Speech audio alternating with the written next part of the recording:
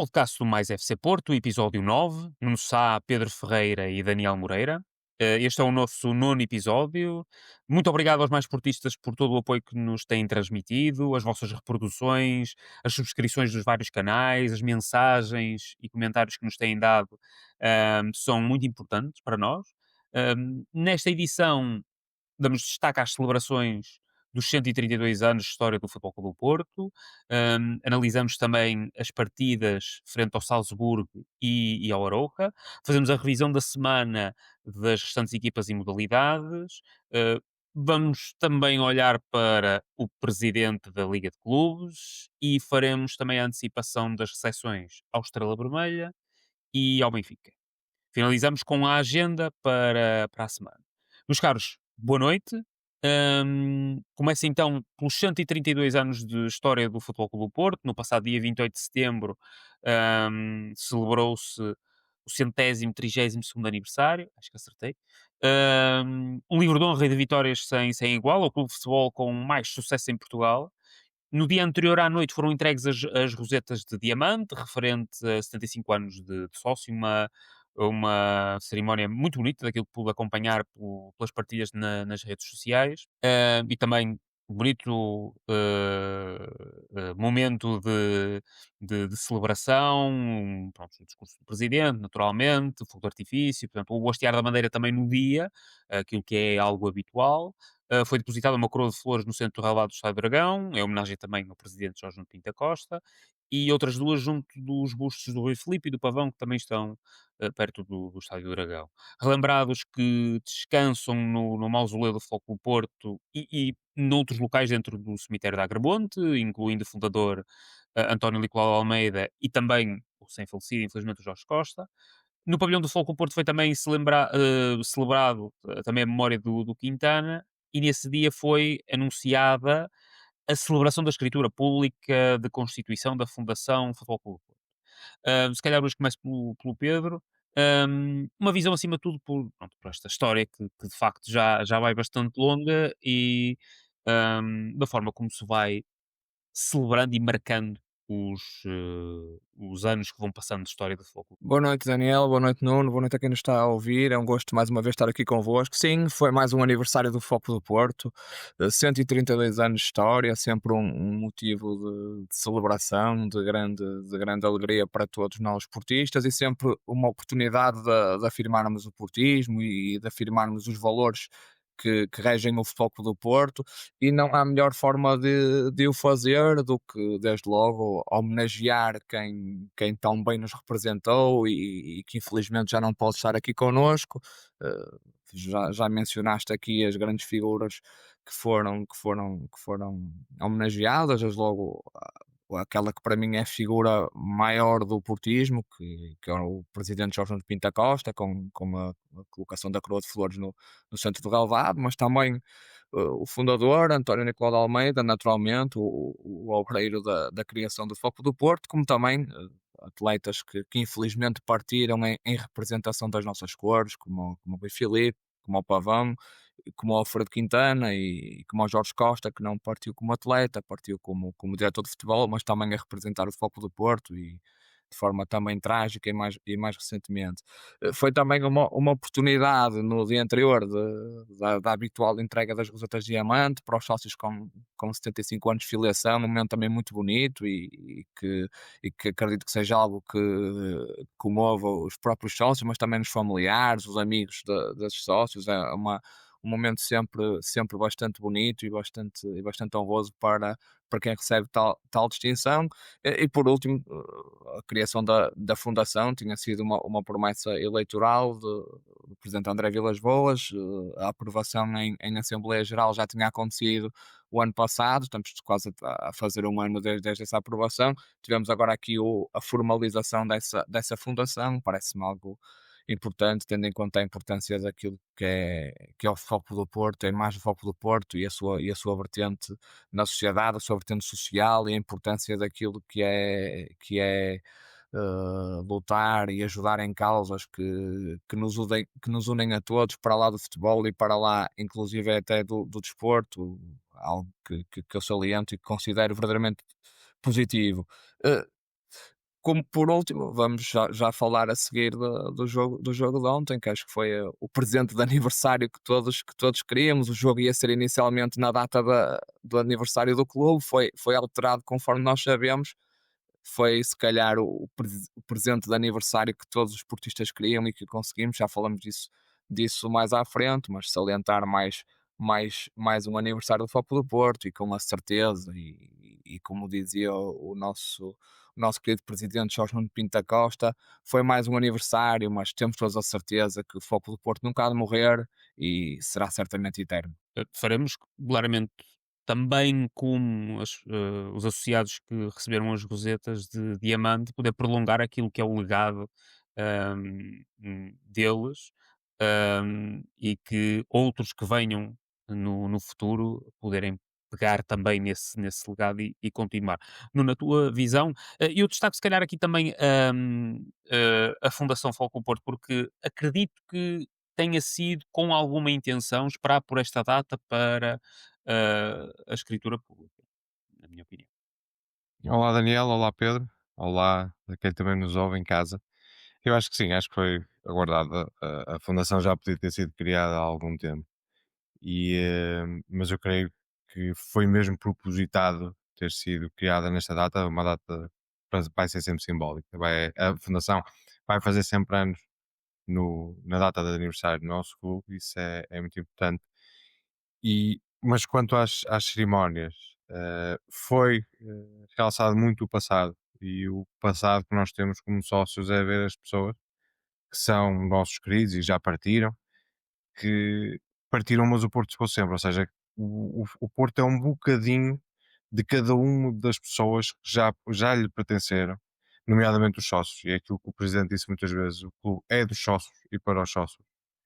E, eh, e se calhar neste dia também temos que passar sempre uma mensagem de esperança para o futuro. Nós temos um colega que foi pai semana passada, o Cláudio, aproveito para lhe mandar um abraço.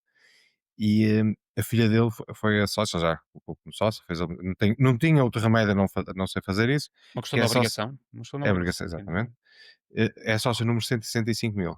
A minha filha nasceu em finais de fevereiro, praticamente início de março, também vamos contar com esse mês, são 7 meses de diferença, e a minha filha era o número 148 mil. Estamos a falar de quase 20 mil sócios nos últimos 7 meses, que dá quase mais de 2.500 sócios por mês. E isto é representativo daquilo que é o Porto, ou seja, o Porto nunca vai acabar, vai ser um clube que vai evoluir. E se calhar daqui a 130 anos já não vai haver podcast, se calhar vai haver outras coisas quaisquer, e vão falar de nossa altura, e nós vamos estar representados também no dia da comemoração dos sócios do Porto, porque, como foi como eu disse, todos nós somos um bocadinho de um puzzle que foi criado e que no final deu o resultado e dá o resultado que é o Porto. E é como disse o Pedro, melhor do que isso, ou melhor, a cereja no topo do bolo foi a vitória de ontem, que para mim até, antecipo já, foi o melhor jogo da época. Vamos já Ó Daniel, falar deixa-me só sobre isso. acrescentar aqui uma Força! coisa relacionada ainda com a data da criação da fundação. Obviamente foi propositada, a mesma coisa aconteceu também com o Museu do Foco do Porto, que foi inaugurado na data de Bem aniversário do visto. clube e que também celebrou o seu aniversário neste domingo. Bem visto, exatamente. Vamos ver até que ponto é que nas próximas semanas e meses possamos ver alguns passos da Fundação. Acho que será sempre interessante perceber ah, a principal razão, do ponto de vista mais palpável, das intenções da Fundação e do Rui Pedroto enquanto líder. Vamos saltar rapidamente para Salzburgo, presença muito audível dos adeptos do Foco Porto na Áustria. Foi uma vitória conseguida já para lá da hora, um golão solitário do William Gomes, que entrou durante o segundo tempo. Registava-se na altura a sétima vitória de Farioli em 7 partidas ao comando do Futebol Clube do Porto, mais uma vez sem gols sofridos, o que acho que é muito significativo. Na minha perspectiva, um jogo relativamente equilibrado, eu diria até muito equilibrado, muito combate, nem sempre bem jogado, poucas oportunidades, mas o Porto acaba por conseguir, digamos, através da qualidade individual, hum, salientar mais essa mesma qualidade e acaba por conseguir a vitória. Nuno, a tua visão em relação a esta estreia na Liga Europa, logo com 3 pontos? Talvez numa das deslocações mais difíceis que nós temos. Das 4 deslocações, talvez a mais complicada. Eu diria que era a segunda mais difícil. A primeira, para mim, vai ser a do Nottingham, que é normal, em Inglaterra. Nós nunca ganhamos em Inglaterra e tenho mesmo a esperança que este ano vai ser a primeira vez que nós lá vamos ganhar em jogos oficiais. Eu acho que foi o jogo, o Soroka foi o melhor jogo que nós tivemos. Eu acho que este foi o jogo mais nervoso que nós tivemos. Acho que a equipa não entrou bem, mas acho que teve a ver. Foi a primeira vez que nós sentimos a equipa a sofrer com a falta de alguns jogadores, porque durante o jogo eu fiquei com o sentimento que eles estavam a marcar muito bem o Victor e o Gabri Veiga. Aliás, tinham os dois médios sempre pendurados neles.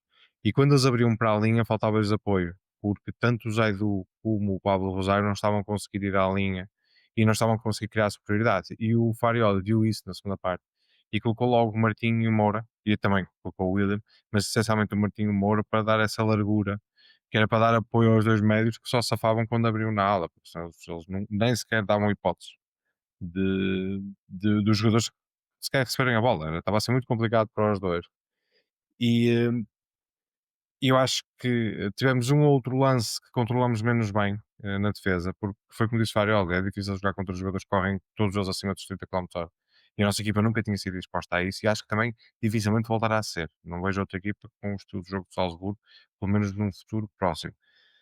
Aquele golaço do William, eu não sei se vocês sentiam também da mesma forma que eu, mas eu estava, havia ali um momento em que eu dizia, pá, alguém que chuta a baliza que eu acho que ela vai entrar. Nós estamos com a estrelinha de campeão. Fazia-me lembrar muitas vezes aqueles jogos da NBA também, já falei da NBA a semana passada, volto a falar agora, uma pessoa está muito que começa, por exemplo, de um jogador que está a acabar o período e lança a bola de meio campo e às vezes uma pessoa sente, pá, se alguém lançar vai marcar. E eu acho que era um bocadinho isso, se alguém chutasse a baliza, eu acho que ela batia alguém e ia direto, mas acabou por ser um golão.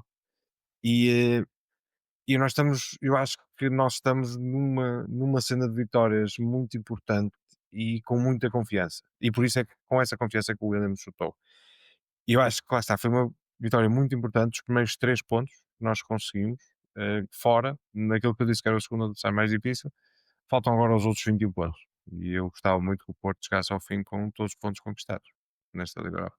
O William já tinha feito uma primeira tentativa, acabou por ser defendida pelo guarda-redes do Salzburgo, mas à segunda, um remate bastante controlado da parte dele a faturar. Pedro, a tua visão em relação a esta estreia na Liga Europa, com vitória, da melhor forma do ponto de vista do resultado. O Nuno mencionou de facto o jogo mais fechado do Salzburgo, em que o jogo interior acabava por ser do domínio deles com bastante capacidade física, nós mais numa tentativa de controlar a bola, e de afirmar mais a nossa capacidade técnica, diria eu. E foi um jogo muito complicado na Áustria. Apanhamos um adversário que estava num momento muito difícil. O próprio treinador estava a ser extremamente contestado e que pareceu estar a jogar a vida naquele jogo. Uma equipa também que nos estudou, que nos estudou bem e claramente percebeu-se isso ao longo do jogo. Conseguiu anular bem os nossos pontos fortes e depois conseguiu-se adaptar. E também é natural, joga ali, é a sua casa, também ao estado elevado pareceu-me ter também alguma influência no jogo. O Relvado estava mesmo isto também não é desculpa, obviamente, mas o Relvado estava num estado muito mau, muito difícil, com muitos E o buracos. treinador falou nisso. Tens Sim, razão. o Farioldi já tinha falado nisso e pareceu-me que a nossa equipa não se adaptou bem a isso. Em alguns momentos pareceu-me até ali que em duelos individuais até teve algum receio de colocar o pé, até também porque sabemos qual tem sido o historial de lesões e algumas delas graves nas últimas semanas e notei que a equipa teve ali algum receio em alguns momentos, em alguns duelos individuais, se calhar de meter o pé, porque o relevado estava propício a azares e a lesões, e a equipa de Salzburgo acabou por em alguns momentos conseguir, não diria superiorizar-se, que acho que em nenhum momento acabou por ser superior ao Porto, mas não permitiu que o Futebol Clube do Porto se impusesse na partida. Eu acho que nós até entramos relativamente bem, logo aos 2 minutos, com aquele remate do Borja à barra. O Borja anda com muito azar, já é a terceira bola que eu me recordo que manda aos ferros. Já podia ter feito aqui mais um ou outro golo e infelizmente a sorte não o tem acompanhado. Se essa bola tem entrado, se calhar a história do jogo era diferente, e estar a ganhar aos 2 minutos permitia-nos encarar o jogo de outra forma. A bola não entrou, e a partir daí as coisas foram difíceis. Tivemos oportunidades na mesma para marcar. Por exemplo, o gol podia ter acontecido mais cedo. O Salzburgo também podia ter marcado. A verdade é essa. Tem uma oportunidade flagrantíssima a 10 minutos do fim, cara a cara com o Diogo, um remate ao lado. Mas no final do jogo, houve aquele lance de gênio do William Gomes, um lance que expõe em absoluto o seu talento individual, a sua irreverência, a qualidade do seu pé esquerdo. E felizmente a bola entrou, ganhamos, conseguimos 3 pontos num campo difícil, contra uma equipa muito chata, num jogo que não nos correu nada bem, que se calhar o mais provável era não termos ganho, mas que felizmente ganhamos, arrancamos da melhor forma a Liga Europa, permite também afastar aqui alguns fantasmas. Já tinha falado isso a semana passada, e penso que isso é importante relativamente aqui àquilo que vai ser a nossa prestação na Liga Europa. Acho que nos permite esta vitória agora encarar a restante fase de Liga com outra tranquilidade, com outra calma, e até eventualmente, até já começar no jogo de quinta-feira, falaremos dele entretanto, porque vai ser um jogo com características muito, muito específicas, também permitir aqui alguma gestão do plantel face àquilo que é a sobrecarga no calendário. Eh, Resumindo, boa vitória, uma vitória difícil, a equipa teve que puxar dos galões, teve que lutar, salienta aquele festejo final fantástico, com a equipa toda, os suplentes a invadirem o campo, em comunhão com os nossos adeptos, foi mesmo um momento muito bonito, e realço que também esse pormenor, que houve aqui vários jogadores que pegaram na camisola do William, que levou o amarelo por atirar, mostraram o nome do William à bancada, mas o próprio William foi o único que pegou na camisola e mostrou o mais importante aos adeptos, que é o símbolo do Futebol Clube do Porto. Foi também esse um momento bonito da parte do William, para além naturalmente, do fantástico gol que marcou. Há de facto uma comunhão entre os jogadores e que de facto sentiram isso como uma vitória já muito perto, naturalmente, do fim do jogo, como um impulsionador de motivação e um, de referir que de facto é verdade que podemos pensar de outra forma nos restantes jogos da Liga Europa. Algumas simulações diriam que 16, 17 pontos podem ser suficientes para passar nos 8 primeiros e a partir daí depois fazer o nosso caminho. E portanto os jogos fora de casa também contam, não apenas os jogos em casa, para somar esses pontos. Portanto, acho que foi o passo mais importante, começar bem. Depois, segunda-feira, poucos dias para descansar, mais uma deslocação, estrada nacional fora até Arouca, numa segunda-feira à noite. O que, contando isto como preâmbulo, se calhar não augura muito de bom para o Futebol Clube do Porto, mas não foi o que ocorreu. Mais uma presença muito forte dos nossos adeptos para apoiar a equipa e de facto a colheita dentro do campo foi a melhor possível. Goleada por 4-0, o Samu inaugurou o marcador na primeira parte, ainda houve um golo anulado ao PP por fora do jogo do Borja, e por isso ao intervalo tínhamos a margem mínima de vantagem.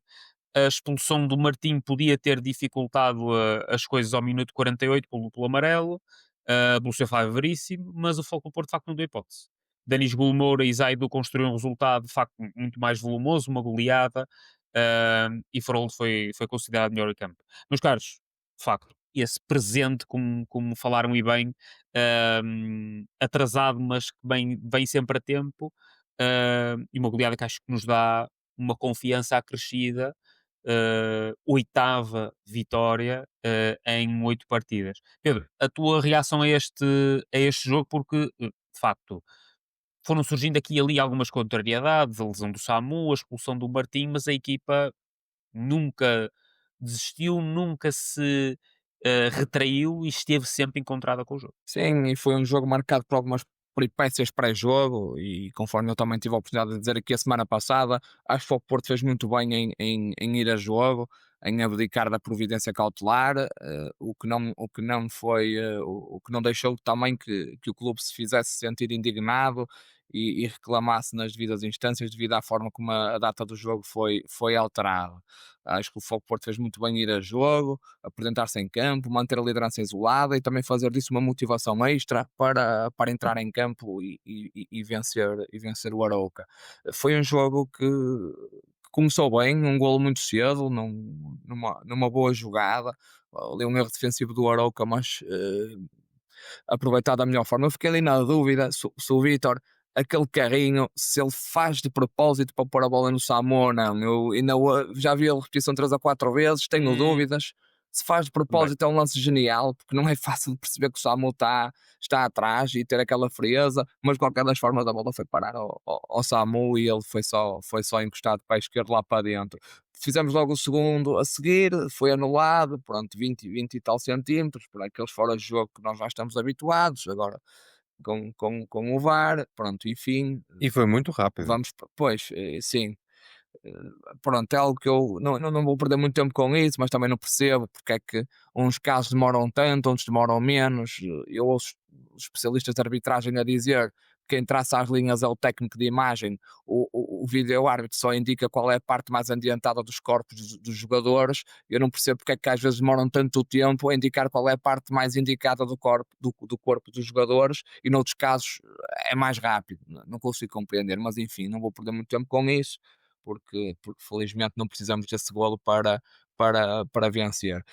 A segunda parte arranca com a entrada do Denis Gold, o Samu saiu por precaução, pareceu-me que ele podia continuar a jogar, tanto é que hoje acho que fez treino normal com os jogadores que jogaram ontem, Exatamente, até no exatamente. quarto golo foi a correr com os seus colegas para festejar com o Zaidu, portanto pareceu-me que ele podia continuar, mas por precaução foi substituído pelo Denis Gold. O Denis Gold a dar mais uma excelente resposta. Já tínhamos aqui falado da oportunidade que era para o Denis aproveitar este azar do Luke de Jong de forma a mostrar-se como uma alternativa para o ataque foco do Porto. Já tinha entrado bem no Nacional, entrou muito bem no Salzburgo, não falamos ao pouco, não fomos a esse pormenor, mas ele entrou muito bem na Áustria também e ontem da mesma forma tem uma entrada fulgurante em jogo, coroada com um golo que naturalmente para um ponta de lança é sempre importante para ganhar motivação e para ganhar crença naquilo que é o seu papel na equipa. Muito bom o Denis Gold ter feito o golo. A segunda Não parte sei até que ponto o corte de cabelo não terá ok. aqui uma influência positiva. Não sei. Pois, não, eventualmente, se Ficou calhar, mais não aerodinâmico. sei. Quero acreditar que isso não está dependendo dos cortes de cabelo. Acho que é melhor pensar assim, que está dependente do trabalho dele, da evolução diária, do empenho que ele coloca nos treinos e nos jogos. Acho que prefiro acreditar que é fruto disso e não do fruto de qualquer acaso ou de qualquer fator completamente aleatório. Relativamente à segunda parte, pronto, foi condicionada com a expulsão do Martim, um lance imprudente do Martim, com cartão amarelo, não podia ter abordado o lance daquela forma. O Martim tem que ter mais calma, mais cabeça. É um jogador jovem, com alguma irreverência, com fruto da sua juventude, naturalmente, mas em algumas situações tem que ter mais calma. Podia ter comprometido a equipa ontem. Felizmente isso não aconteceu. A equipa deu uma resposta absolutamente fantástica. Com menos um, foi para cima do Arouca, foi à procura imediatamente do segundo golo, fez o segundo, foi atrás do terceiro, marcou o terceiro. O Farioli fez a substituição, tinha colocado o Pablo a lateral direito, trocou os laterais, tirou os jogadores atacantes, colocou os jogadores teoricamente mais defensivos, como o Zaidu, como o Alberto Costa, e a equipa continuou a jogar na mesma, fez o quarto golo, os dois laterais que entraram construíram o quarto golo, foi fantástico. O Arouca não teve nenhuma oportunidade de golo digna desse registro, um jogo absolutamente incrível da nossa equipa, um jogo que foi marcado por mais uma dificuldade, neste caso a expulsão do Martim, que é justa, não foi por aí, não, são dois amarelos bem mostrados, mas foi algo que a equipa ainda não tinha enfrentado esta época, jogar em inferioridade numérica e dá aqui uma resposta fantástica, que dá aqui mais uma motivação grande para encarar estes dois jogos que aí vêm esta semana, e salientar naturalmente no final aquela festa com os adeptos. Eu estive em Arouca, foi mesmo muito bonito, aqueles minutos após o apito final, aquela comunhão entre adeptos e bancada, os jogadores a darem a camisola aos adeptos, foi mesmo muito, muito, muito bonito. O apoio foi excelente, nós enchemos a bancada do Arouca. Infelizmente, o Arouca, pronto, não facilitou naquilo que foi o acesso aos bilhetes, enviou para nós o legalmente, ou seja, aquilo que devia dar em termos legais, portanto, os 5% da lotação, o resto colocou nas bilheteiras em Arouca, sem sequer qualquer acesso a uma plataforma online para adquirir bilhetes. Mesmo assim, os portistas fizeram-se sentir e estiveram presentes em Arouca, mesmo com essas dificuldades, mesmo com o preço dos bilhetes que não era barato, 30 € é dinheiro, principalmente para um estádio como o do Arouca, com um estádio, pronto, com os acessos e com as condições de conforto que ele tem. 30 € é dinheiro, os portistas lá tiveram, apoiaram a equipa. Estamos numa fase muito positiva, foi mais uma semana muito boa para nós e esperemos continuar nesta senda de vitórias, naturalmente. Exatamente. Aqui regresso do Alberto Costa também, que não jogava desde o clássico. Ele esteve no banco de suplentes em Salzburgo, mas regressou objetivamente à competição nesta partida. Vai na sua quinta assistência, que é neste momento o recorde dentro das principais ligas europeias, de salientar, mesmo depois da lesão, continuar a boa forma que demonstrou no início de temporada. Nuno, a tua análise é esta partida, de facto, pronto, como já foi mencionada, a melhor parenda possível, perante pronto, o adversário que manifestamente incomodou muito pouco o Diogo Costa. Eu acho que a equipa preparou-se para não entrar a todo gás. Nós tínhamos reparado nos últimos jogos do campeonato que a equipa entrou muito forte e desta vez, também lá está, fruto da gestão do plantel, eu acho que ela não entrou de propósito. Teve ali um período de adaptação e houve uma mudança, não sei se foi propositado pelo jogo ou proporcionado pelo jogo de Salzburgo ou se foi algo intencional que já estava pensado antes. Foi no, o Gabri Veiga e o Victor desataram a fazer corridas em profundidade e a pedir a bola nas costas da defesa, que fez com que o meio campo do Arouca estivesse constantemente perdido, sem saber quem é que havia de marcar, não sabiam se era o médio, se era o central, que marcava o Gabi e o Bica, e isso lá está, mudou logo no primeiro golo, como o Pedro disse, aquela jogada, para mim é uma jogada de gênio do Bica, que coloca a bola no salão, porque ele de certeza que sabia que ele estava lá. Se não sabia, para mim vai saber sempre. E, e para mim essa foi a chave do jogo. A chave foi essa e foi a atitude da equipa, porque o Fábio Veríssimo mostrou logo o que vinha. Há um lance da primeira parte, para mim é, é horroroso naquilo que um árbitro pode fazer e na forma que ele pode condicionar o jogo, que é quando ele assinala aquele fora de jogo, aquela falta, não sei o que é que foi, ao Borja Sainz, que ele é isolado para a baliza, ele apita e quando as recomendações, as regras dizem não, deixa jogar, se der golo, tu voltas atrás, se não der golo, voltas atrás na mesma e depois deixas o VAR decidir, mas era um lance de dúvida, que ele simplesmente matou ali a jogada e isso levou o Farioli a ficar com os nervos e a andar de frente para trás do banco a criticar o árbitro, Oh Nuno, porque na desculpa lá realidade interromper-te. Só nesse lance, o mais grave, eu estava lá e percebi isso, é que ele só marca falta quando o Borja domina a bola e vai isolado para a baliza. Que é e o mais grave, é que ele espera que o Borja domine a bola e quando percebe que o Borja vai isolado, aí é que ele para a apita, jogada. claro. Isso é que é o mais grave e diz tudo a intenção dele, que obviamente era impedir que pudesse haver ali um golo do Foco do Porto. É absolutamente factual. Aquilo foi daqueles lances que já foi muito recorrente no pós-VAR, já foi muito dissecado noutros casos. Eu lembro, por exemplo, de um jogo do Porto-Benfica em que isso acontece, em que há um golo em fora, acho que foi no primeiro ano do VAR, que há um golo em fora de jogo. Melhor, pensava que estava em fora de jogo do Herrera, na realidade ele estava em jogo 3 metros. Só que o árbitro marcou, o fora de jogo, o Chaldinha marcou. E eu percebo que isso foi o primeiro ano do VAR. Pá, mas são coisas que acontecem só ao Porto, mas já vamos com muitos anos de VAR e volta a acontecer a mesma coisa e volta a acontecer no jogo do Porto. Parece que os jogos do Porto têm recomendações ou regras diferentes daquilo que é o mainstream Há umas certas nuances Há em coisas relação que aos que jogos de futebol do mudam Porto. nos nossos jogos. E pá, plagiando um bocadinho um treinador que já passou pelo Porto, a realidade é que em condições normais nós este ano vamos ser campeões, mas se nos puserem condições anormais também, como estão a colocar este ano, de adiamento de jogos, desses lances de Fábios Veríssimos, de Manuel Motas a Bares, de Godinhos a fazerem aquilo que querem que apetece, nós vamos ser campeões da mesa. Depois falta só aquele murro na mesa, como ele deu na altura, e fez com que essas duas frases ficassem icónicas. E eu acho que é esse sentimento que a equipa tem que ter, perceber que está a lutar, como nós dizemos muitas vezes, não está a lutar só contra o adversário, está a lutar contra muita coisa à volta. E quiseram puxar pelo nosso cansaço, quiseram adiar o jogo, quiseram criar instabilidade, quiseram puxar um bocadinho a imagem para fora do jogo, confundir um bocadinho as coisas.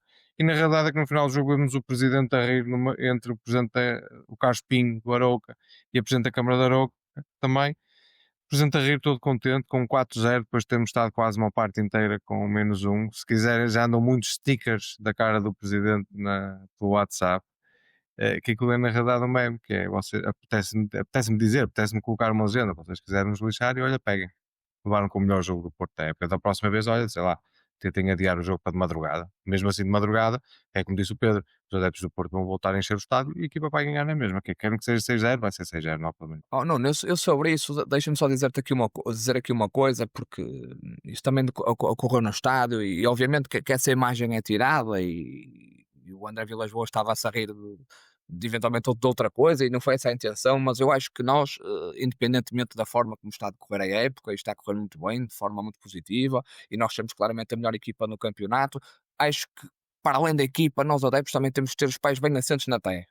E acima de tudo temos de ter humildade.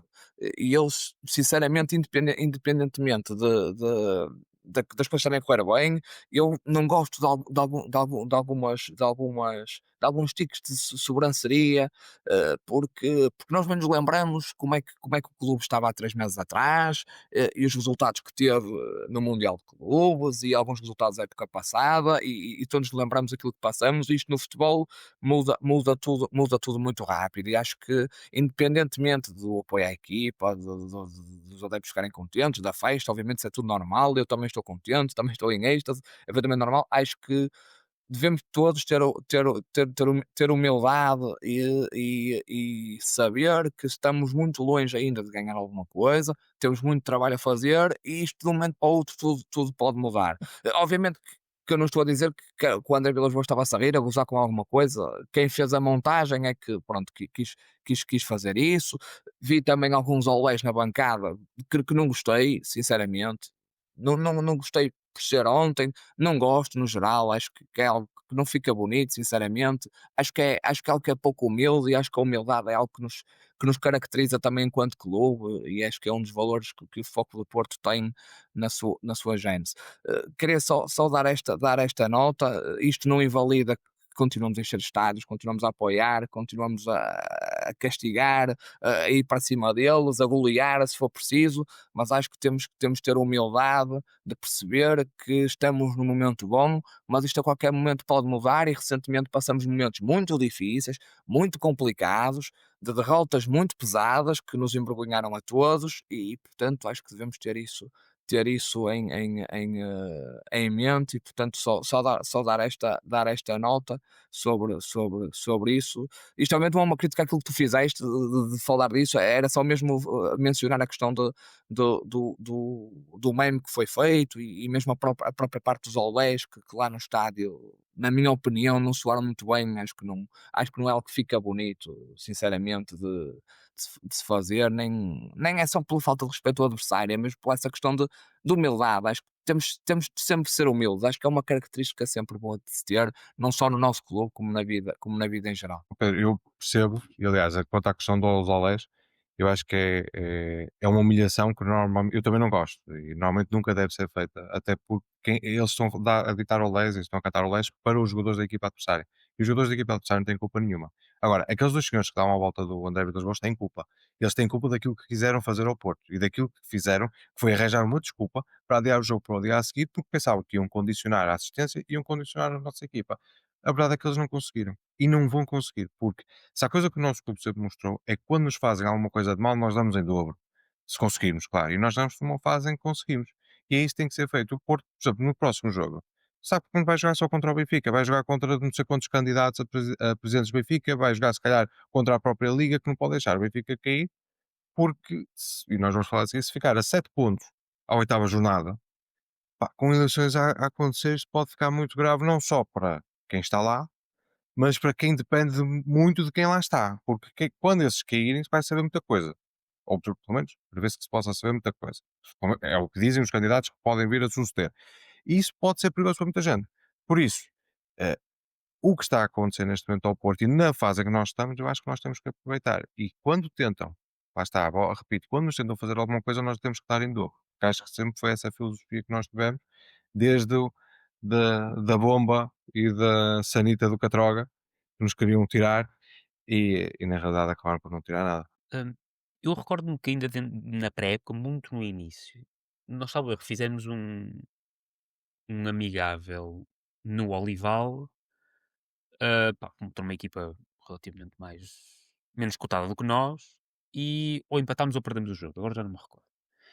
E de facto houve bastante crítica, sem ver um único minuto do Futebol Clube do Porto, bastante crítica e medo. Olha, o Fariola é mais um Anselmo, e não sei o quê, sei pior que o Vitor Bruno, pronto. Hum, e eu penso que nós já esquecemos, por um lado, bem, mas já esquecemos dessa altura em que as coisas estavam menos positivas. E eu também sou daqueles, pá, neste momento eufóricos, não há dúvida. Pá, isto para mim é espetacular, isto é uma maravilha. Hum, pronto, é de facto a grande tarefa do Farioli neste momento, pronto, manter os pés bem assentes na terra dos jogadores, e de facto foi aquilo que ele mencionou, foi na viagem para o Porto de trazer os jogadores para a terra, digamos assim. E eu penso que será possível fazer esse exercício já os adeptos. Eu acho que esta euforia é sempre bom, porque pronto, no dia a seguir nós estamos sempre um bocadinho mais satisfeitos e vamos trabalhar com outro ânimo e pensamos rapidamente no próximo jogo, coisa que há alguns meses atrás se calhar não tínhamos, portanto, essa motivação. Mas claro, vamos olhar para uma outra situação que, na minha perspectiva, faz sentido trazer aqui para o podcast. Tem a ver com o presidente da Liga de Clubes. O presidente da Liga de Clubes foi manifestamente criticado, e bem, na minha perspectiva, pelo presidente do Futebol Clube do Porto, que, pronto, para além de demonstrar uma falta de competência, descobrimos também que é um presidente da Liga de Clubes em part-time. O Reinaldo Teixeira é, há já largos anos, CEO de várias empresas, hum, eh, com interesses no imobiliário e no turismo, particularmente no Algarve. É, pronto, administrador também de um grupo mãe, relacionado com este tipo de atividades, eh, e confirma-se que está a acumular esse lugar com a presidência da Liga de Clubes, porque, por exemplo, no passado dia 25 de setembro, participou no Congresso Económico do Algarve como CEO da Garve Tour, que é uma das empresas que ele gera. A questão que lanço, e até para vermos a visão daqui do painel em relação a este indivíduo, se é sustentável para a Liga, que está num momento decisivo, particularmente para os clubes e para as receitas futuras do futebol português, ter um presidente que tem outros interesses profissionais no dia a dia, para além da presidência da Liga de Clubes. E eu trago esta agravante que me parece também importante, que é, nesta decisão, em particular, relacionado com o Arouca Futebol Clube do Porto, ele teve duas preocupações, que foi proteger a Câmara Municipal de Arouca, que supostamente não poderia organizar o jogo no domingo para o qual o Arouca Futebol Clube do Porto estava marcado, e depois protegeu a Sport TV, porque recalendarizou o Famalicão Rio Ave, que estava calendarizado para a tal segunda-feira, passou para domingo, porque a Sport TV não queria televisionar dois jogos à segunda-feira. Eu começo aqui pelo Nuno desta vez. Ah, Opinião sobre este Reinaldo Teixeira que já começou desta maneira, na minha perspectiva, deixou os clubes para o último e vamos ver o que é que ele vai fazer no resto do mandato. Olha, eu relativamente ao adiamento de jogo, é como foi como disse semana passada, eu não tenho a capacidade de aferir se o que a Liga fez é legal ou não, ou é regulamentar ou não, porque eles disseram que fizeram as diligências regulamentares e que chegaram ao fim e tomaram uma decisão unilateral, têm poderes para isso. Eh, eu não consigo aferir se isso é verdade, se não é, se, se é regular ou não, mas eu consigo aferir aquilo que tu disseste, eles não protegeram os clubes foram os últimos protegidos, neste caso foi o Porto, foi a última entidade a ser protegida, que e quando devia ter sido a primeira, Porto, o Aroca, o Ave, deviam ser as primeiras entidades a ser protegidas pelo suposto, e suposto não, eu acho que ele supõe que é, porque na realidade ele foi eleito para o ser Presidente da Liga. Eh, o Sr. Reinaldo Teixeira diz que trata os clubes com carinho. Eu acho que ainda hoje usou esse termo, que tem muito carinho pelo Porto. Ele não tem que ter carinho pelo Porto nem por ninguém. Ele único e simplesmente tem que ser Presidente da Liga. E eu não sei até que ponto é que um Presidente da Liga pode ser administrador de várias empresas. Empresas que gerem participações de outras empresas, das quais ele também é administrador. Que são empresas ligadas ao imobiliário, ao turismo, aos seguros, aos créditos, ao aluguer de automóveis, design de interiores, manutenções e serviços, gestão de condomínios, lavandaria, entre outros. E que na realidade nós estamos. Também esqueci de dizer que ele também é Presidente da Liga. Eh, o Sr. Reinaldo Teixeira não tem ligação com uma, nem com duas, nem com três, nem com 10 empresas. Ele tem, de forma registada, ligação a mais de 20 empresas. Ou pelo menos a 20. Tem. É administrador de 20 empresas. E eu não tenho nada contra isso. Mas é assim, eu trabalho, tenho um trabalho e o meu dia tem 24 horas e às vezes não tenho tempo para fazer tudo. Imagina uma pessoa que está ligada a 20 empresas e ainda é presidente da liga. Pá, o dia dele deve ter 48 horas. É aquelas pessoas que devem ter um relógio diferente do meu, o relógio deve andar mais devagar, eles fazem mais coisas e eu não faço a mínima ideia. Eh, Ele disse uma coisa que eu agora compreendo. Depois de nós sabemos isto do Sr. Canal Teixeira, que foi ele não responde ao Futebol Clube do Porto e aguarda a Assembleia Geral da Liga de Clubes para poder para que o Porto possa colocar as perguntas no devido lugar, no devido fórum. Eu acho que, em primeiro lugar, isto é um bocado é feio. O Presidente da Liga dizer uma coisa dessa é feio. De género, olha, vocês têm um lugar em que podem responder, respondam aqui. Não, ou seja, não há aqui uma conexão. O Presidente da Liga lá está preocupado com os clubes. Não, não, na Assembleia Geral, vocês têm um problema, falem na Assembleia Geral. Não há aqui um canal. E digo Porto, como podia dizer o Leixões, como podia dizer outro clube qualquer da Liga 1, da Liga 2, o que é que seja. Qualquer clube que seja sócio ou seja participante nas ligas profissionais, tem direito a falar com o Presidente da Liga. E o Presidente da Liga tem a obrigação de lhe responder, porque ele é eleito para fazer isso. Mas lá está, eu percebo o porquê, porque coitado, a ser administrador de 20 empresas e ainda ser Presidente da Liga, pá, tem muito trabalho, não consegue responder a tudo. Acho que é um bocadinho por aí. E onde é que estará a Liga no meio dessas 20? Ou seja, se é a primeira opção, a primeira a prioridade já vimos que não é, mas será a sexta, a décima, a 19ª ou a 20ª? Não sei. Pedro, a tua visão em relação a este Reinaldo Teixeira que, pronto, acaba por surgir este primeiro episódio com ele, depois também, pronto, uma situação relacionada com o Futebol Porto Nacional, em que a Liga também teve de intervir, eh, mas não augura nada de muito bom para o mandato de Reinaldo Teixeira na Liga de Clubes. Sim, independentemente se o presidente é o Reinaldo Teixeira ou outra pessoa qualquer, parece-me que não faz muito sentido numa liga profissional como a nossa, que gera o futebol profissional, que é uma atividade que gera muitos, muitos e muitos milhões de euros em Portugal e, portanto, é uma das atividades uma das que mais contribuem até para o PIB económico português, termos um presidente de uma liga que rege esse futebol profissional que não está a full time nas suas funções. Ainda para mais, no momento, e esta eleição, última eleição, que aconteceu há relativamente pouco tempo, onde o Foco do Porto marcou a sua posição e apoiou um outro candidato que acabou por ser derrotado, surgem num momento fulcral para aquilo que é a definição do futuro do futebol profissional em Portugal, nomeadamente a questão da centralização dos direitos televisivos.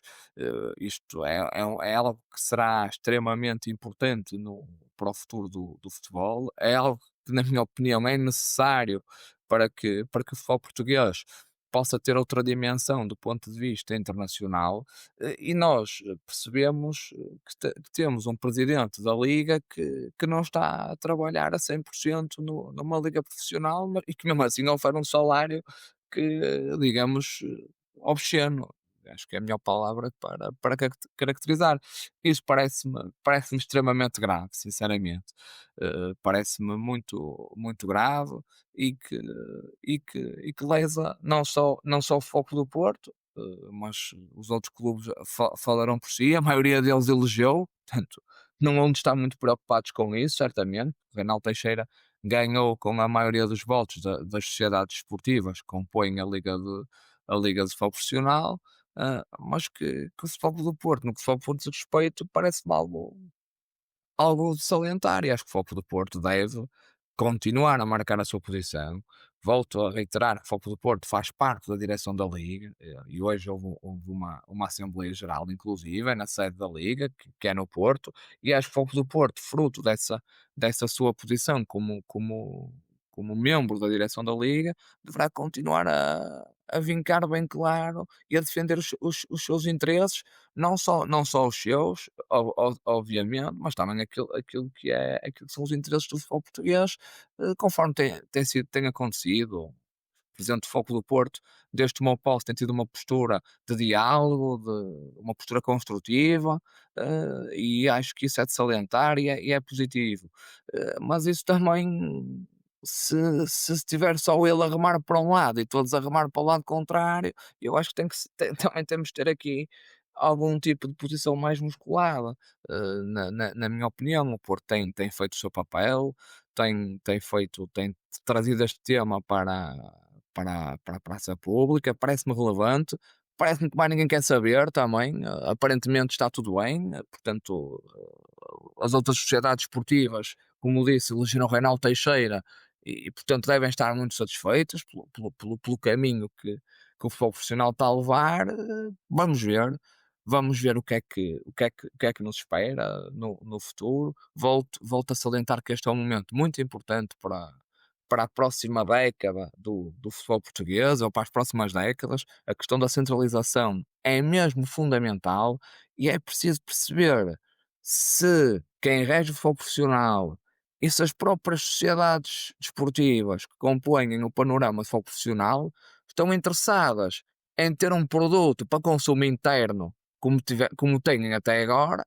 E se é para um produto para consumo interno, e nós no consumo interno sabemos que 50% 50% dos adeptos são de um clube e, portanto, está tudo bem, ou se então queremos um produto para internacionalizar, para chegar ao tipo de mercados, para chegar ao tipo de públicos, e acho que aí temos que apresentar um produto muito melhor, muito diferente, mais profissionalizado, com melhor qualidade, e acho que algumas coisas que nós vamos assistindo semana após semana têm que deixar de acontecer, porque senão lá fora ninguém vai achar que aqui o que se faz aqui, por muito que tenhamos bons jogadores, bons treinadores, boas equipas técnicas, boas equipas, acho que lá fora ninguém vai comprar este produto. Acho que é importante não só quem dirige o futebol profissional, mas também as próprias sociedades esportivas perceberem aquilo que querem. Se é um produto para consumo interno, muito bem, está aqui, é o que nós temos, e deixamos de enganar todos uns aos outros.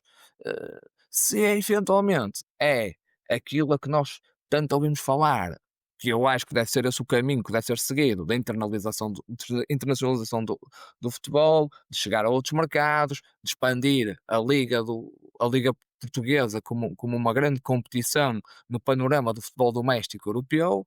Acho que temos que todos em conjunto trabalhar para isso, e acho que para isso não podemos ter um presidente da liga em part-time. Acho que isso não faz qualquer sentido, sinceramente. Acho que isso até é um próprio é um próprio insulto àquilo que é o futebol profissional em Portugal, ainda para mais quando o próprio part-time acarreta um salário como aquele que foi publicado pela nossa página e que acho que corresponde à verdade. Pelo menos não veio ninguém desmentir isso nesse sentido. Daniel, Exatamente. deixa-me só Força. complementar aqui no seguimento que o Pedro diz muito bem. Eu acho que é o part-time mais bem pago do país.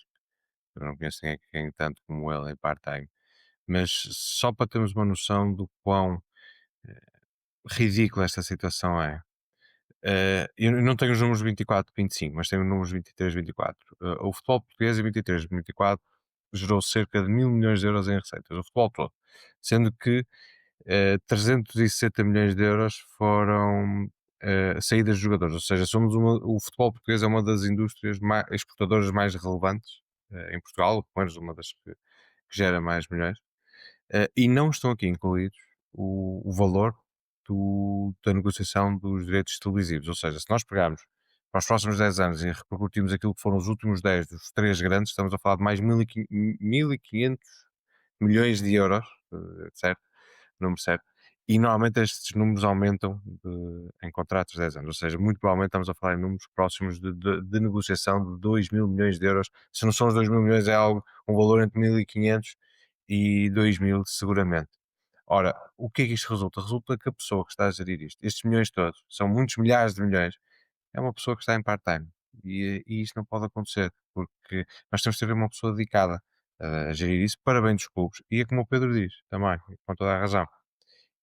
Só o Porto é que está preocupado com isso. Isso é que para mim é que é muito estranho, é que não vemos mais ninguém preocupado, porque na realidade, se não houver ninguém competente, ou pelo menos dedicado a gerir isto, o que vai acontecer é que a Liga vai desaparecer, os clubes vão ver, perdoe uma expressão, cheta, não vão ver dinheiro nenhum, e no final, quem se estraga é o tal produto que toda a gente quer valorizar e por aí fora, que isto é para exportar, ou seja, queremos exportar não só os jogadores, mas também a nossa liga. Esqueçam, nunca vai acontecer enquanto tivermos alguém que não está 100% dedicado a trabalhar isso, porque acredito que pelo menos obrigue a um trabalho das 9 às 6 todos os dias, ou pelo menos segunda à sexta, e que de vez em quando vai haver um jogo ou outro ao fim de semana. Sim, e vai De facto, continuar isto. tudo na mesma, naquilo que diz respeito aos direitos televisivos, não é? Nós já somos um país pioneiro naquilo que é um clube transmitir os jogos. Quando digo pioneiro, estou a falar a nível de primeiras divisões e de campeonatos, Se e de calhar campeonatos no nacionais de primeira Quénia divisão,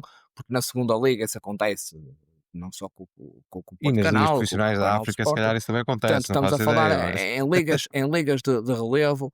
Portanto, somos pioneiros em termos um clube que televisiona os seus jogos em casa num canal próprio. E, portanto, isso acho que é verdadeiramente inacreditável.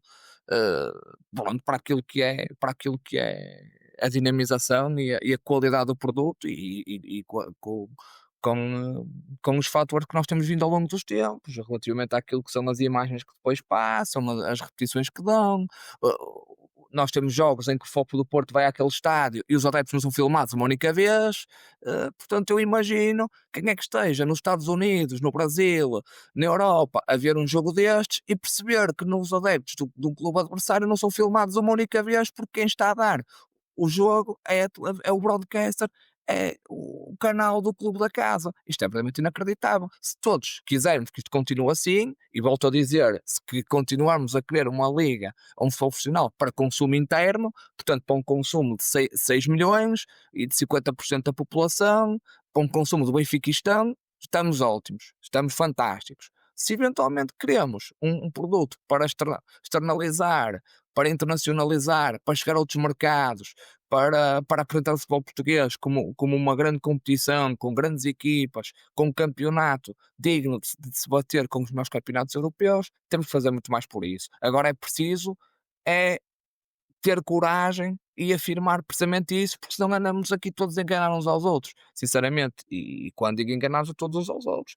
estamos a falar de liga, estamos a falar de Federação Portuguesa de Futebol e estamos a falar dos próprios clubes e das próprias sociedades esportivas, que no fundo são elas que são as mais prejudicadas por isto.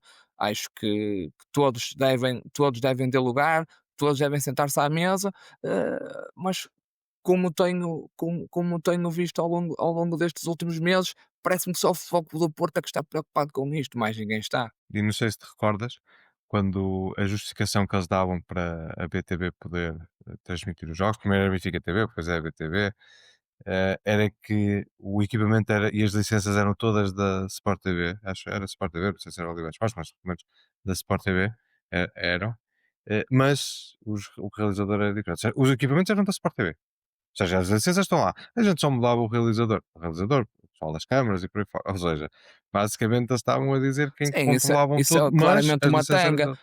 Nós Claro. basta ver uma transmissão que é feita pela Sport TV e uma transmissão que é feita pela BTV, é completamente diferente. É a transmissão de um clube da casa, portanto Apesar das do câmaras canal do serem as clube. mesmas, né? Mas Pá, eles passavam atestados de burrice a toda a gente que os ouvia.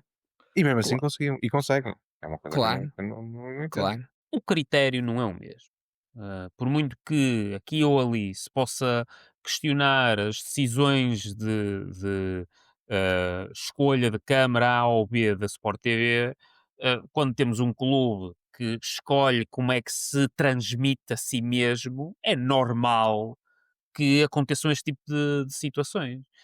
Eu penso que a maioria das televisões que retransmitem a Liga Portuguesa, estamos a falar, por exemplo, no Brasil, se calhar nos países africanos de língua oficial portuguesa, talvez não aconteça isso. Mas, por exemplo, no Brasil, é possível que quem retransmite e esteja a comentar em brasileiro, uh, não se lembre que é a BTV a transmitir o jogo do Benfica. Talvez por isso é que de vez em quando existam alguns comentários que vão muito longe daquilo que é dito da BTV. E existem provas disso mesmo. Eu apenas para completar, eu diria que de forma pública, acredito que para já o Futebol Clube do Porto seja o único a colocar em dúvida esta liga. No entanto, tendo em conta que temos um presidente da liga que não parece estar muito preocupado com esta situação dos direitos televisivos e da centralização dos direitos televisivos e futura venda dos mesmos, hum, eu acredito que tanto os grandes como os mais pequenos, como os clubes que somam menos pontos normalmente, comecem a ficar um bocadinho preocupados no privado e comecem a perceber que esta possível mina de ouro que podia acontecer para alguns clubes, se calhar não vai acontecer. E vamos ficar do ponto de vista da receita, não diria na mesma, mas existe a possibilidade de ficarmos ainda piores. E isso, claro, depois vai cair naturalmente na Liga de Clubes. Ó Daniel, deixa-me só também para completar e pegando no que tu disseste, que a semana passada eu esqueci, mas eu aconselho a toda a gente, quem tiver a oportunidade, a notícia já tem uma semana, de ir ver a reportagem sobre como é que é? A falsificação das idades dos jogadores africanos que passaram por futebol português. E a semana passada foi sobre um jogador que quem está habituado ao campeonato português já ouviu falar dele mais de uma vez, que é o Carlos Ponte. Acho que é Carlos Ponte, ele é Ponte, acho que é Carlos Ponte, o primeiro nome dele, que passou pelo Chaves, eu lembro dele no Chaves, no Aves também, se não me engano, teve no Farense também, e para quem não sabe, também teve no Benfica B. E há ali uma história que não foi nunca muito bem contada. A notícia centra-se muito no facto de Luís Filipe saber ou terem dito que ele tinha, a idade não era a real, a dele, mas passando isso um bocadinho à parte, fala-se ali no meio de uma transferência de 1,tal milhões para o Aves e depois uma transferência do Aves logo a seguir, ou passado por tempo para outro clube, por metade do valor. Depois começa-se a saber histórias do Aves ligado ao Benfica, Santa Clara também, ou seja, provavelmente muitos desses clubes não estão preocupados com com os explosivos, estão preocupados com a dependência que têm de outros clubes. E o caso do Alves, isso veio ao lume, na altura, o Santa Clara também, o Vitória de Setúbal também. É curiosamente que o Santa Clara ainda existe, mas os outros clubes todos que se falava disso acabaram quase por desaparecer. Isso é um bocadinho sintomático, ou seja, nunca houve assim grande preocupação da parte deles, e eles têm tantos votos como os outros clubes na Liga também. Eu diria que é inevitável, tendo em conta que estas dependências são por interesses e os interesses vão mudando de acordo com o ano e com a forma como as coisas vão andando. Volto a dizer, não nos enganemos todos uns aos outros. Fala- Falamos verdade. acho que andamos aqui Fica a reflexão. todos a enganar uns aos outros e andamos com esta conversa do internacionalizar do produto, mas depois no final do dia o que conta é o produto interno e é o consumo interno. E depois isto é uma bola de neve, obviamente. Portanto, Foi não nos muito enganemos. recente, exatamente, foi muito recente a assinatura do protocolo, penso eu, com a cidade de Leiria para a manutenção da Final Four da Taça da Liga.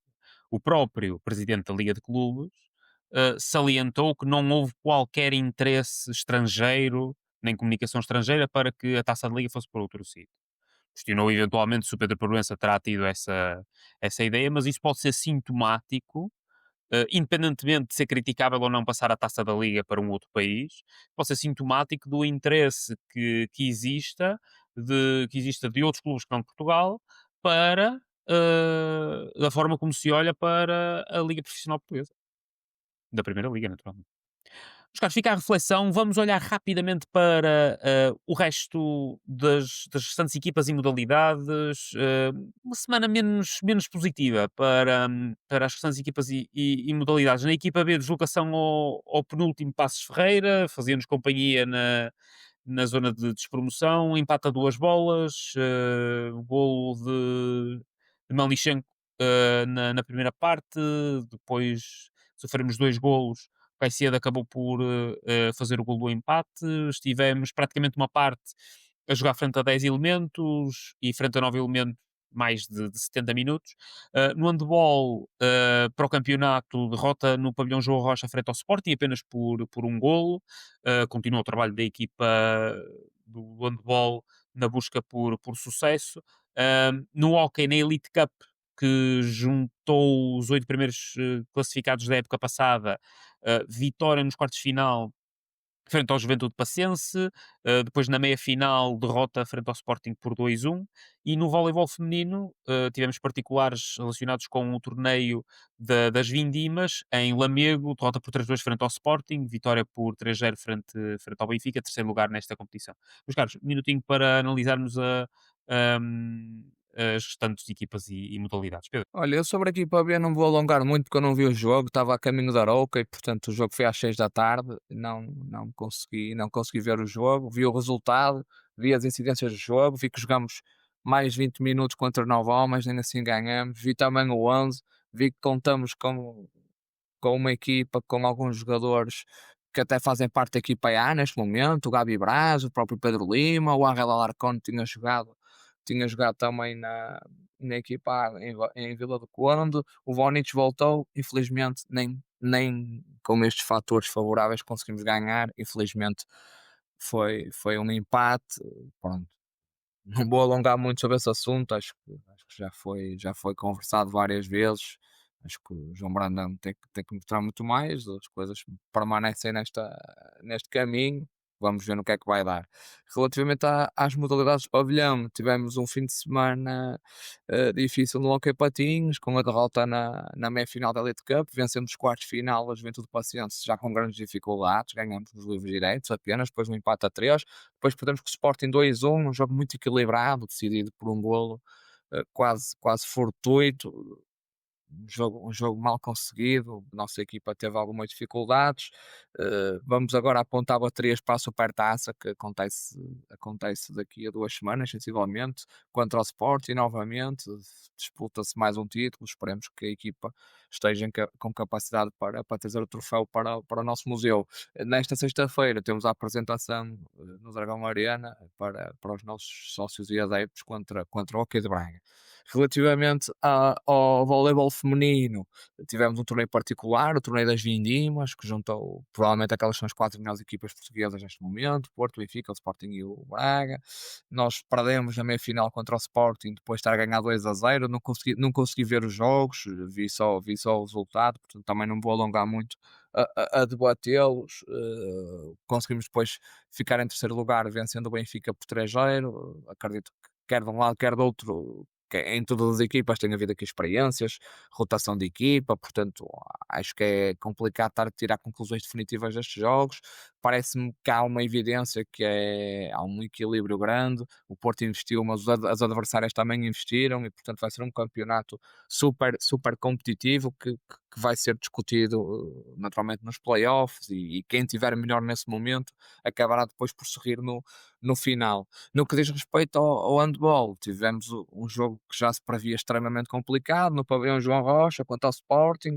A nossa equipa bateu-se bem, bateu-se bastante melhor do que aquilo que tinha apresentado na Supertaça contra este adversário.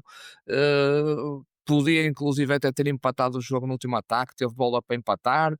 Também é preciso ter calma com as conclusões que se tiram deste jogo. Parece-me que a equipa do Sporting ali na segunda parte também fez ali alguma gestão e se calhar em um determinado momento convenceu-se que o jogo estava a ganho e depois quase que tinham azar, mas nota-se algumas melhorias na nossa equipa. Acho que isso é positivo. Claramente há aqui ainda uma decalagem perante o Sporting, esperemos que seja encurtado ao longo da época. O jogo estava longe de ser decisivo, portanto, zero decisivo. Vamos receber ainda o Sporting na segunda volta, ainda temos os jogos contra o Benfica que também se esperam muito complicados, e depois disso ainda há uma fase final com a pontuação na metade, onde tudo se vai decidir. Portanto, independentemente desta derrota, ou até se inclusive tivéssemos ganho ou empatado, este jogo foi zero decisivo e, portanto, no que diz respeito ao título, as aspirações mantêm-se intactas. Há que fazer crescer esta equipa e há que tentar cada vez mais aproximar-nos deste rival que mais uma vez apresenta-se muito forte no handball.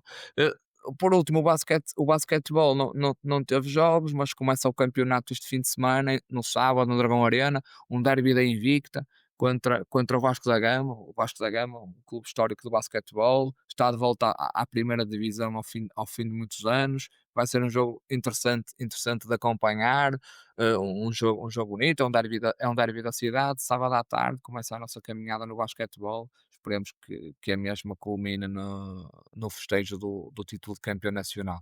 Nuno, a tua visão face aos resultados desta semana das outras equipas e modalidades? Com expectativa, como disse o Pedro, no regresso de Vasco da Gama ao campeonato principal, temos aqui algumas pessoas dentro do nosso grupo do mais Fica Porto que têm ligação a esse clube, que passaram por esse clube, por isso vai ser um duelo muito interessante.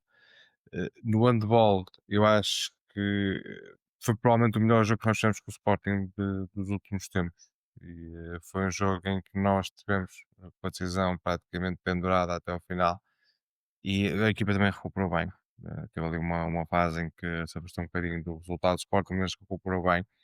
Nós não vivemos vitórias morais, mas é que também, como disse o Pedro, esta fase não é, não é decisiva e dá-nos esperança para a fase final. Acho que a equipa está a crescer e quanto mais se aproximar do Sporting, mais possibilidades temos. Não esquecendo que existe o Benfica também, que se reforçou muito e que também de certeza que vai melhorar com o tempo.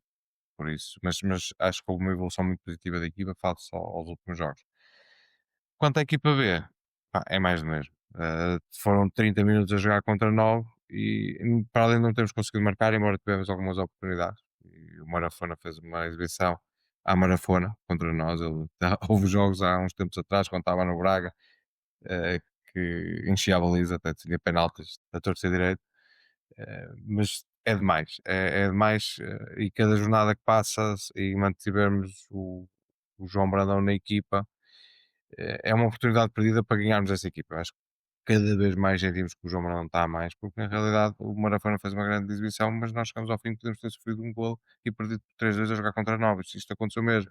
Eles têm um lance de um jogador de Passos Ferreira isolado que passou pelo guarda-redes e falhou. E não sei como é que ele falhou, porque se fosse um jogador do Porto eu ficava furioso com ele numa ter uma oportunidade com novos jogadores e falhar. Acho que é tempo a mais. Acho que tem mesmo que haver uma mudança. Tem que haver uma chicotada. E o João Brandão, pronto, não tenho nada contra ele, mas acho que a equipa precisa de trocar. E o João Brandão até pode sair e tornar-se um grande treinador, mas neste momento com esta equipa não está a ser solução, está a ser um problema.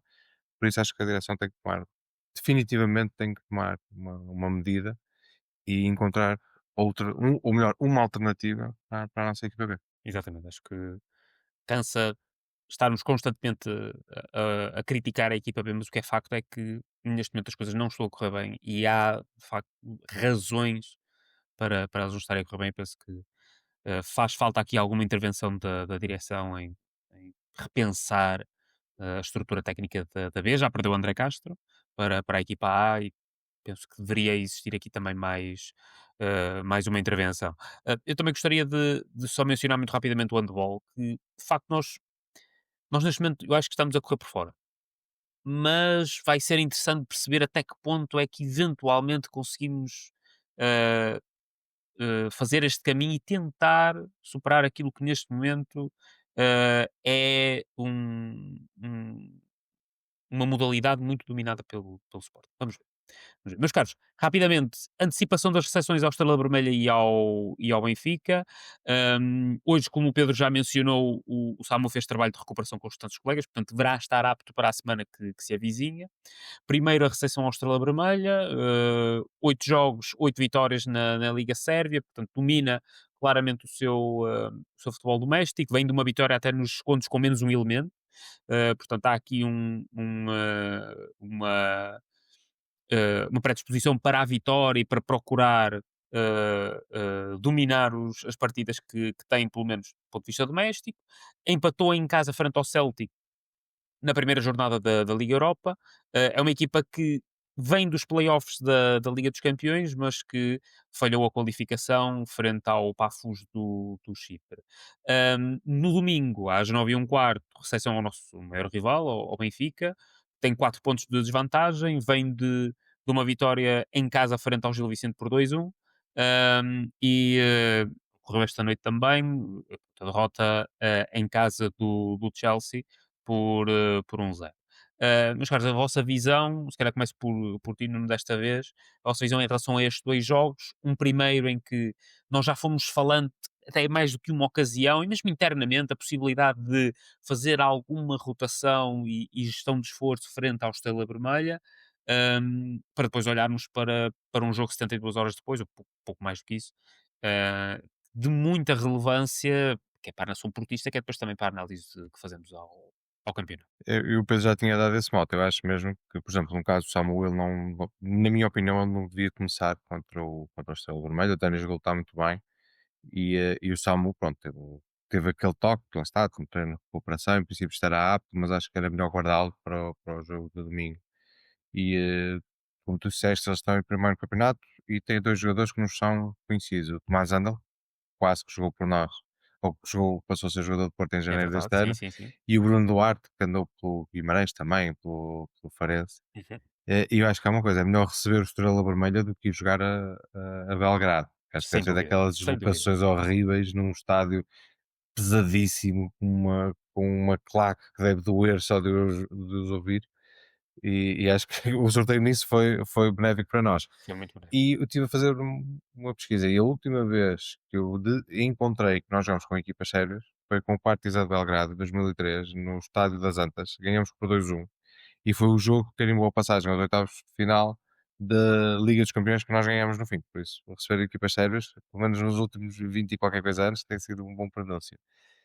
Quanto ao jogo de domingo, eu acho que vai ser um jogo de loucos. E vai ser um jogo de loucos por aquilo que eu também já tinha dito antes.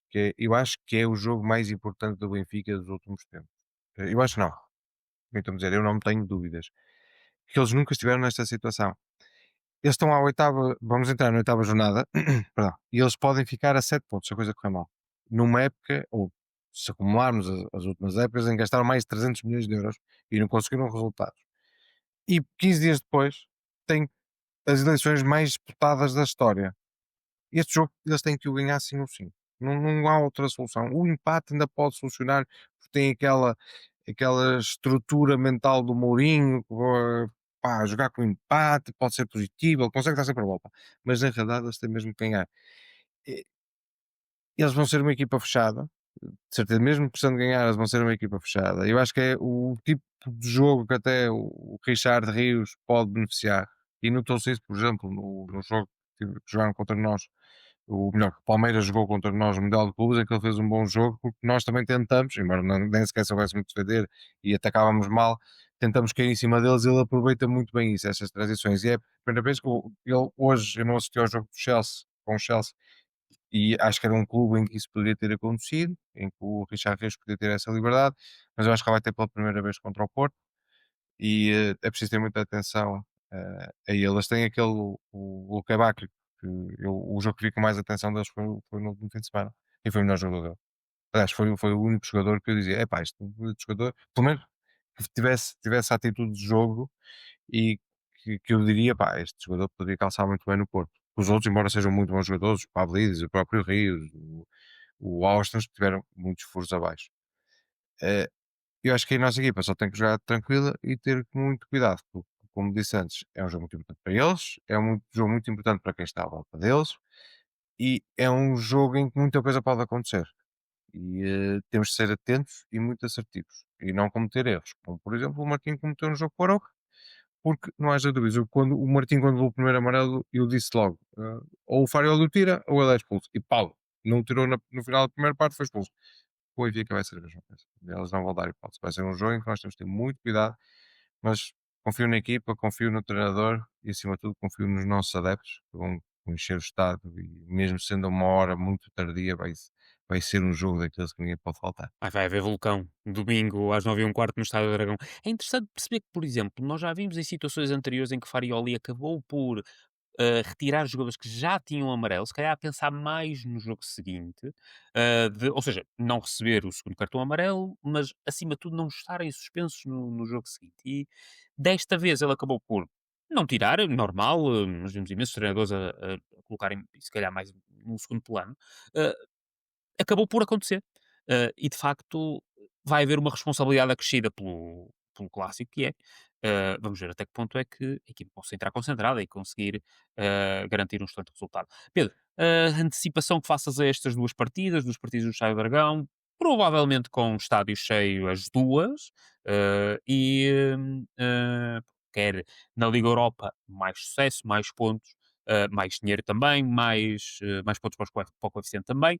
Uh, e depois, claro, a possibilidade de distanciarmos ainda mais um rival logo nas primeiras jornadas do campeonato. Sim, acho que o jogo aqui do Estrela Vermelha acontece num momento bastante particular e vai ter aqui características muito próprias. Antecede aqui um clássico, um jogo importantíssimo para o campeonato, embora apareça à oitava jornada, é um jogo importantíssimo, já lá vou, mas este jogo do Estrela Vermelha claramente está condicionado, derivado a esse jogo e também derivado àquilo que foi o foco do Porto ter sido obrigado a jogar na segunda-feira e não no domingo com o Aroca. Portanto, não há que fugir a isso, é a realidade. Temos que assumir as coisas com pragmatismo, é preciso pragmatismo para encarar o calendário e é preciso fazer opções. E acho que o Farioli na quinta-feira tem que fazer aqui alguma gestão física da equipa. Tem aqui jogadores que não jogaram na segunda-feira, ontem, o Rodrigo Mora, o William Gomes, parece-me que claramente vão ter que entrar de início. Acho que o Samu não valerá a pena arriscar colocá-lo em campo. O Lenis Gol deu boa resposta, terá que jogar e, portanto, acho que poderá haver aqui espaço para fazer uma outra mexida, independentemente disso, independentemente do Estrela Vermelha ser um clube com alguma experiência europeia, um clube que domina o futebol sérvio há anos, é campeão já pá, há 9 anos seguidos, ou uma coisa assim, domina completamente o futebol sérvio. Acho que o foco do Porto, independentemente de poder fazer alguma gestão do plantel, tem toda a capacidade no Estádio do Dragão de ganhar o jogo, de vencer e fazer 6 pontos e continuar invicto não só na Liga Europa, como também na temporada. Agora, obviamente, para além daquilo que é o jogo de domingo, é preciso olhar também para o pragmatismo e perceber que o jogo da Liga Europa não é um jogo nada decisivo. Quer dizer, nós temos margem de erro, já ganhamos um jogo, são 8 jogos, portanto, há aqui espaço ser feita alguma gestão, há que definir prioridades e, portanto, e a vida é mesmo assim. E tendo em conta a realidade do calendário, é impossível estar em todas as competições com o mesmo 11, com os mesmos jogadores, portanto, é preciso fazer alguma gestão e acho que Farioli saberá naturalmente tomar as melhores opções e apresentar a equipa mais adequada na quinta-feira. Domingo, como eu disse, vai ser um jogo muito importante, não só para o adversário, mas principalmente para nós.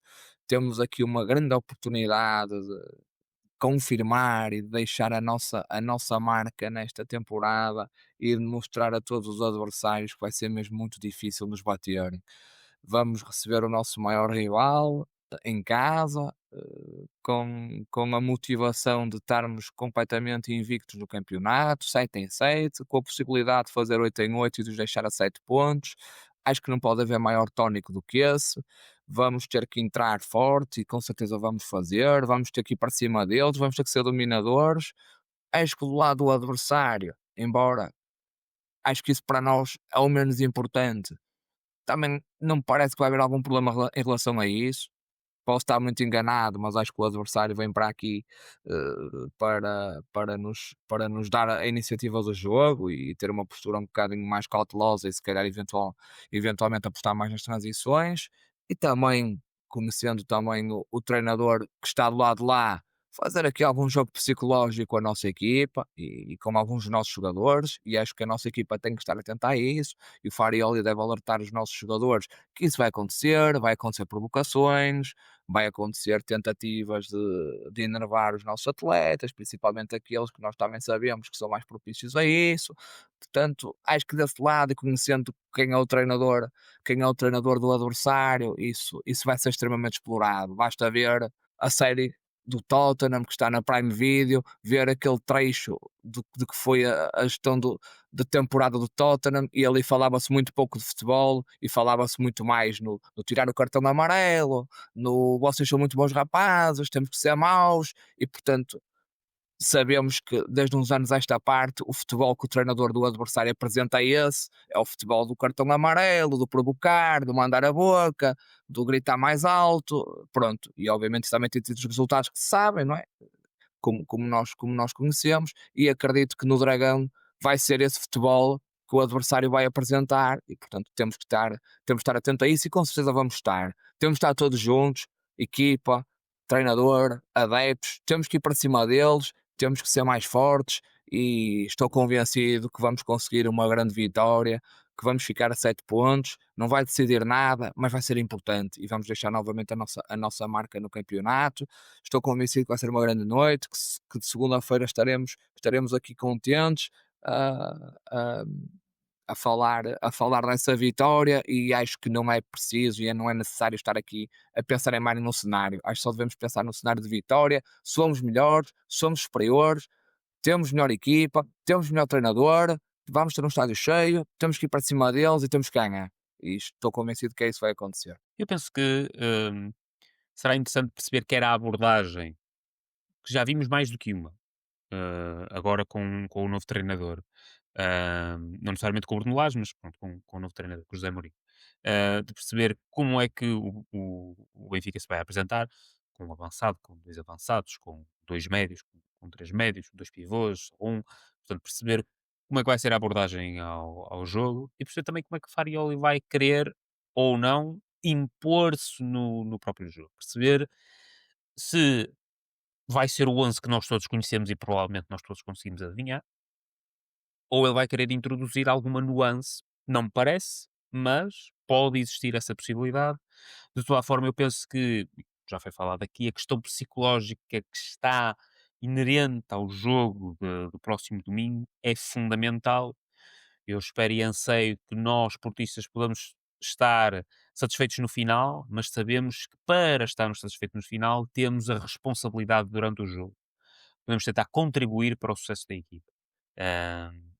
É algo que tem sido, desde a primeira hora, que na minha perspectiva tem acontecido, mas não esquecer que mesmo no momento de dificuldade, teremos que ajudar a equipa a tentar ultrapassar esse momento de dificuldade e fazer com que o Futebol Clube do Porto saia por cima desta parte. Mas, Carlos, olhando para a agenda e depois dando-vos também algum minuto se quiserem falar de algum tema em particular, Hum, quarta-feira, dia 1, jogo de handball, derby do Rio Douro, digamos assim, Futebol Clube do Porto a receber o Gaia no Dragão Arena, com transmissão no Porto Canal, às 20 horas. Quinta-feira, dia 2, Liga Europa, também às 20, Futebol Clube do Porto, Estrela Vermelha. Sexta-feira, dia 3, particular frente ao Hockey Clube de Braga. E no sábado, às 17 horas, como já foi mencionado, Foco do Porto Vasco da Gama também no Dragão Arena com transmissão do Porto Canal. É a estreia na Liga do basquetebol. E às 18, handball também, deslocação ao Póvoa às 18 horas. No domingo, primeiro, durante a manhã, a segunda Liga Futebol Clube do Porto de Torriense, no Olival, e o prato forte deste fim de semana, Futebol Clube do Porto Benfica às 21h15. Abro agora o espaço se quiserem mencionar algum tema em particular, se não, vamos.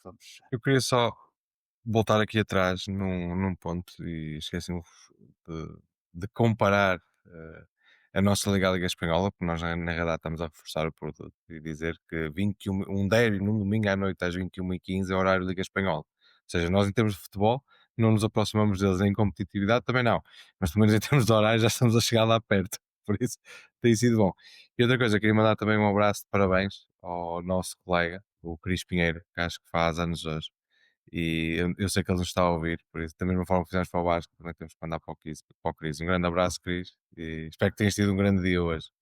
Eu só queria reforçar aquilo que disse relativamente àquilo que vai ser a nossa semana no que ao futebol diz respeito. Acho que pode ser uma semana muito importante para nós. Queria fazer esse reforço aos portistas que apareçam no Dragão.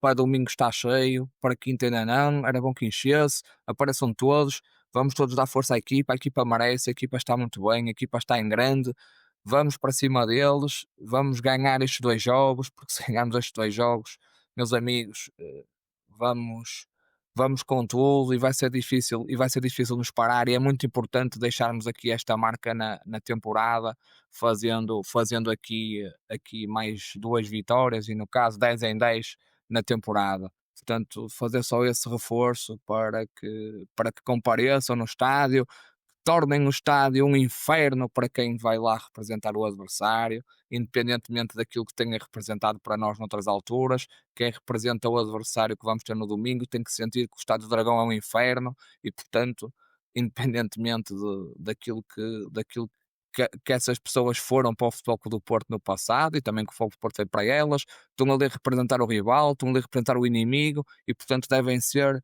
tratadas como tal, como rivais e como inimigos. E, portanto, o Foco do Porto, os seus adeptos, têm que encarar este jogo desta forma, entrar para ganhar e, como disse, estou mesmo convencido que o vamos fazer. Exatamente, sem dúvida, e espero que esta parte mais, como já disse, esta parte mais psicológica da coisa possa tender a nosso favor. Parabéns ao Cris, espero que de facto ele tenha tido um excelente dia. Ah, e espero que muitos mais parabéns venham. Meus caros, chegamos ao final do nosso tempo, assim fecha o nono episódio do podcast Mais Porto. Muito obrigado ao Pedro, ao Nuno pelas suas vozes, por partilharem as suas visões e também à equipa do Mais FC Porto que nos vai dando este apoio ao longo do tempo para este projeto. E claro, um agradecimento muito especial a quem nos vai acompanhando, a todos os mais portistas que nos ouvem, cada play, cada partilha, cada comentário que nos deixam nas redes é muito importante para nós, faz a diferença e faz-nos sentir ouvidos. Este espaço é também vosso, por isso continuem a deixar os vossos comentários e espero que possamos garantir também a vossa preferência. Voltamos em breve com mais conversa, mais temas e, claro, mais FC Porto. Seguimos juntos. Até já. Obrigado, boa noite, um Um abraço. abraço. Um abraço.